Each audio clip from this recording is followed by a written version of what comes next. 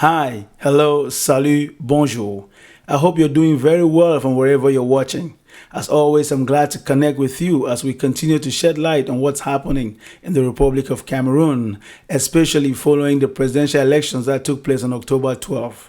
While we continue to wait for the results, I just want to continue to thank you for your support and all the encouragement as you continue to push this message forward in any way, whether you commented, you liked, you shared, and you also left a comment. In any way, we thank you so much for your contribution, and we continue to push the message and make Cameroonians stay firm and stay connected, because they say they want change, and change has come to their doorsteps. But first, we begin with fresh information, news that is breaking from Yaoundé to Garoua. We can tell you about the protests that happened and people were arrested. And in downtown Yaoundé, we could see the SDO come down to kind of make an appeal to the people, addressing some youth. He even made mention of the fact that disobedience could be collective, but punishment would be individual, trying to deter and scare those who were out chanting Issa Tchiroma Bakary and showing their support for him and the victory call. We also know of all the arrests that took place in places like Garoua, even though some other sources try to debunk the fact that they were not arrests. But in essence, we know that the police and the gendarmerie tried to dispel the crowds as young men and women continue to take to the street to show their support for Issa Tchiroma Bakary. And speaking of Issa Tchiroma Bakary, the presidential hopeful, who is now considered the president-elect based on what he himself has published, declaring victory. And we could see a poster that his team put out recently with him showing 54% of the vote count after all the tallies from mainly the 18 important divisions that they were focusing on. And on the other side, you have the incumbent President Biya standing on the corner with around 31% of the vote. And that particular poster doesn't sit well with Yaoundé. And as you know, there has also been a report that Jeune Afrique is putting out indicating that the Biya team must have contacted the Tchiroma team, indicating a kind of compromise where they are offering him the post of Prime Minister. And Tchiroma refused to accept this offer. In this instance, we're still following the veracity of the facts. As you know, if such communication took place, it may only happen through backdoor channels, for which we may never know the truth, because no one will ever come out and take ownership for such deals. And we know that it undermines democracy fundamentally, because if Issa Tchiroma Bakary actually won these elections, then he cannot stay shut and become the prime minister, which we all know that the post of prime minister in Cameroon is not an important position, and therefore that is not what the people voted for. If the will of the people is to be respected, then Issa Tchiroma Bakary should be the next president of Cameroon. Now, speaking of curfews, we do know that the senior divisional officer of Benue has issued a communique banning all motorbike activity as from 8 p.m. to 5 a.m., and which is a very devastating blow in an area of the country that relies solely on motorbike riding as part of the best means of transportation. So this may greatly impact the economy there, and while we continue to wait for these results. And speaking of results, we know that we are about 24 hours away before the commencement of this official results proclamation, because as we speak today in Yaoundé, the Constitutional Council is going to be hearing petitions. And for the petitions before the council, it is safe for us to say it might be a very easy exercise for them today, because we do know that only Patricia Tomaino Ndamjoya of the UDC party stands as the lone important political party candidate who still has a petition. We do hear from another source that the PCRN is denouncing that petition letter that was out there, the withdrawal letter, was fake. So we may just wait and see while the proceeding starts and see if the PCRN will be represented.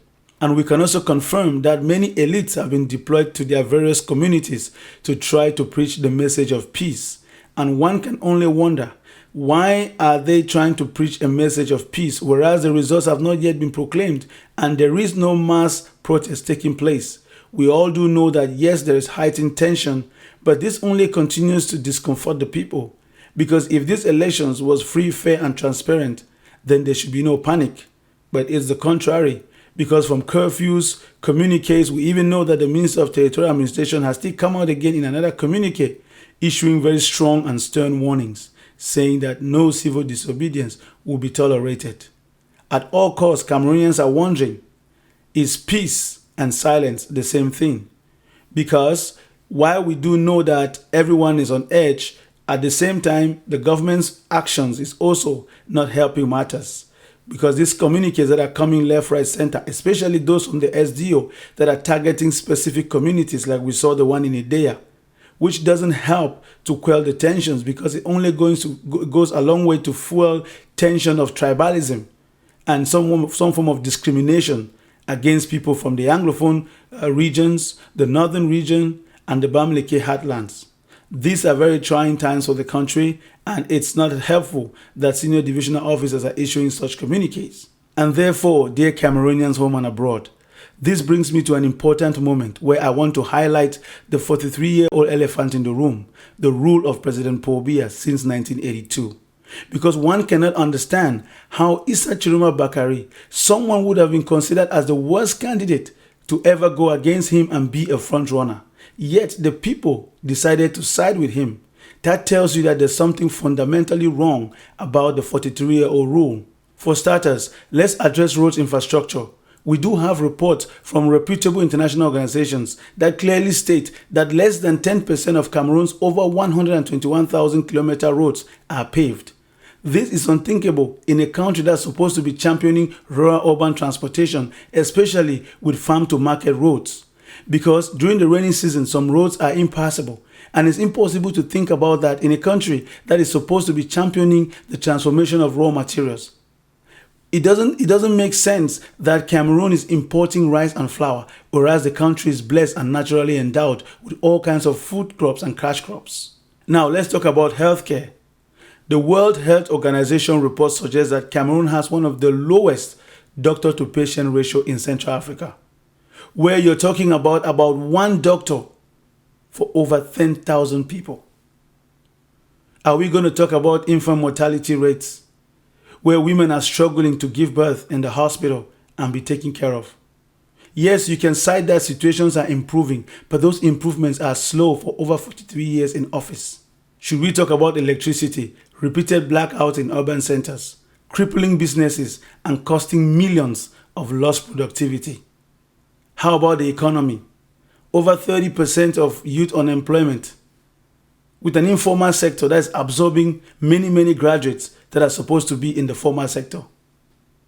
What about governance? No good governance report, because you have top government officials in jail for embezzlement, corruption, and all kinds of malpractices. The monies have never been recovered. So you only hear about this money and saying Operation Sparrowhawk is in force. People have been arrested and jailed for embezzling billions of CFA, money that they may never even ever consume. And that money has not been repatriated into the economy. And that is sad because it's a lost venture. So these are some of the important issues that I think the youth were able to see through in these elections. And that is why it's not unthinkable that it could have costed the regime its legitimacy to power. That the youth saw through all of this and decided that enough is enough. Because guess what? It's their future that's at stake. They constitute about 60% of the population. What do you expect? So if they're calling for change, so be it. So the powers that be need to look in the mirror and ask themselves, where did we go wrong? And let's make something clear. This is not about party politics. It's about survival. It's about dignity. Because the people are not asking for a miracle. They're just asking for fairness, for truth, for objectivity, for the respect of the rule of law, for the respect of what happened at the ballot box on October 12th. Because we do know that some of the youth that voted for Issa Tchiroma Bakary may not even know what FSNC stands for, the full initials. But they only know that Issa Tchiroma Bakary resonated with them, because rarely have we seen public officials in Cameroon come out to apologize for any wrongdoing in any way, shape or form. Talk less of resigning when they are being called out. And in this instance, Issa Tchiroma Bakary did those things within the blink of an eye. He took ownership of his deeds and his actions. And of course, it's impossible for any of these political leaders to come out and say they are trying to run for president to govern Cameroon, whereas they haven't worked in Cameroon.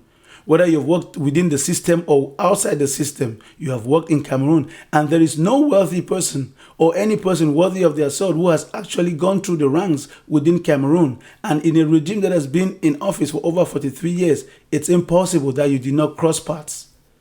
Because if you didn't meet them on the street when you're doing business in transactions and getting deals and contracts, you've met them at the public administration offices where you've gone to do your own business of the day, or you've also been part of the different appointed positions. Because just because we don't have all the roster of all those that have worked with government, it doesn't mean that their position all of a sudden becomes invalid because they choose to run against the regime. So it's important to keep this in mind, because we shouldn't fall for any form of propaganda that tries to discredit a candidate simply because they have worked for the regime.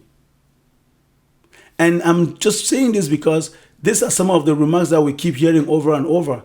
So what is the alternative? Is the alternative 43 plus 7? Because that is what it means. Because if Issa Tchiroma Bakary's discredit is the fact that he worked in the regime, he was there when things were bad, he didn't say anything, then one has to ask the question, who do we expect to come and govern Cameroon? Somebody that fell from the skies? That is not possible. And let's not forget, it's important to restitute the facts. Issa Tchiroma Bakary has never been a member of the ruling CPDM party. He has worked with President Biya as a coalition or an alliance, using his own party, the FSNC. Because way back in 1992, when he was associated with the UNDP that helped to keep the Biya regime in power and in office. And I guess critics can say, yes, he may have made political choices that they do not like, because they were able to keep his regime in office. And then we don't forget the fact that he also suffered gravely in the hands of this regime, because he went to jail in 1984. He was picked up in Douala as an engineer of railways at the time. And he went to jail for over six or so years. And so his political history has a lot that we can learn from. So if he's coming today and has been a minister twice in different circumstances, and that tells you that he may just have 9 lives, because he keeps coming back, and maybe this time he's the man of the hour that will bring change to Cameroon's political landscape. And that may just be where the rubber meets the road. And so it's important for us to appeal to the powers that be, to ask themselves, what Cameroon do you want to leave behind? You've been in power for over 43 years. Isn't it time to retire? Isn't it time to step aside? Because when critics and observers start to make their voices so loud that is deafening, it's important to look in the mirror. If the young people say they want to take their future back in their own hands, it's because they are making use of their sovereignty, the powers that have been bestowed on them in Article 2 of the Constitution. The people shall be the sovereign, and they can give that power to you to be their president, and they can take back that power. Yes, the law says in a referendum or so, these elections look like it was a referendum of some sort. If not, why the continuous tension in the country? So we also talk about the security forces and appeal to the forces of power, law and order, to stay true to their mission to protect their citizens. They are your brothers and sisters. No one should ever lose their life or their blood for something that was avoidable. It is just but sad to know that people are scared to risk their lives simply because they want to exercise their very constitutional rights: freedom of association, freedom of communication, freedom of everything that is enshrined in Article 19 of the law of 1996. And therefore, to the youth, the appeal also comes to you. You have to stay vigilant. You have to stay focused. You have to stay resolute. Your voices are going to be heard.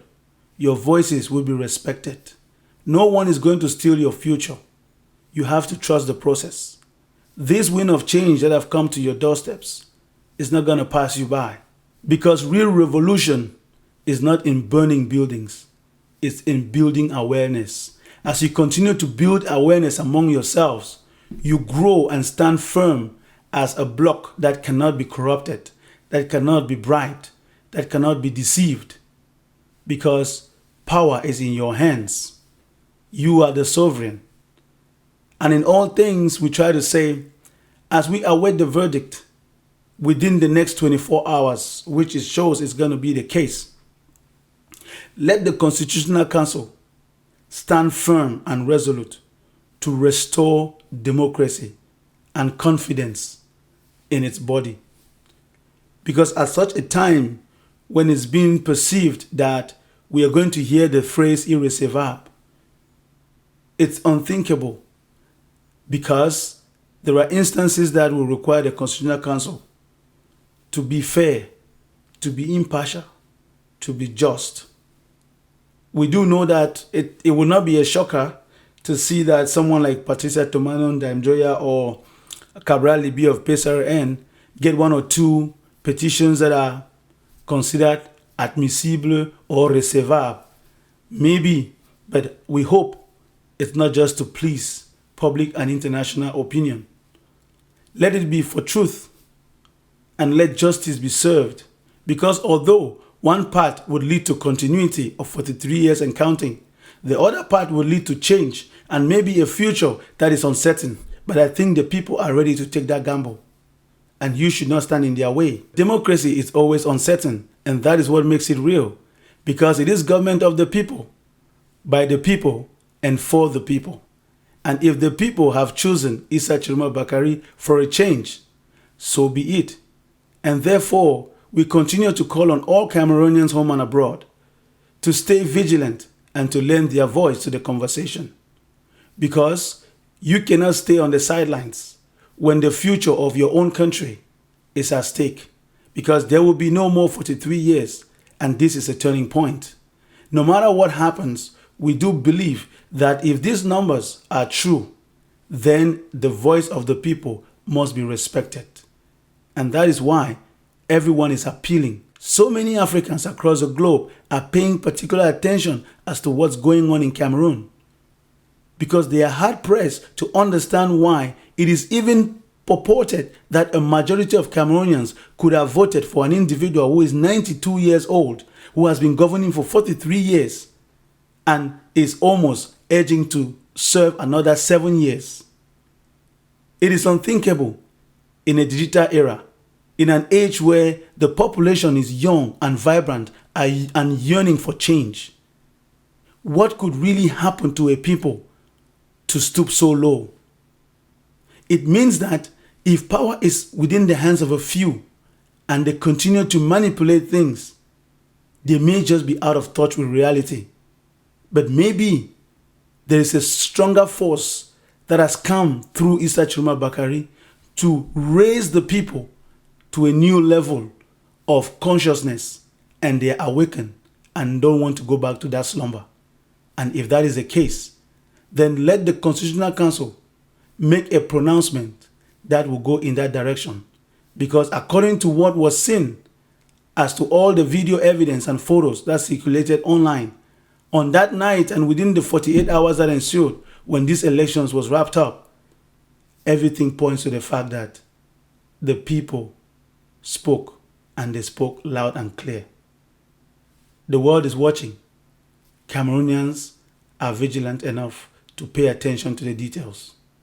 Let's all continue to hope that tomorrow we shall be hearing the results, and it's going to be a favorable one. On to the next one. God bless Cameroon.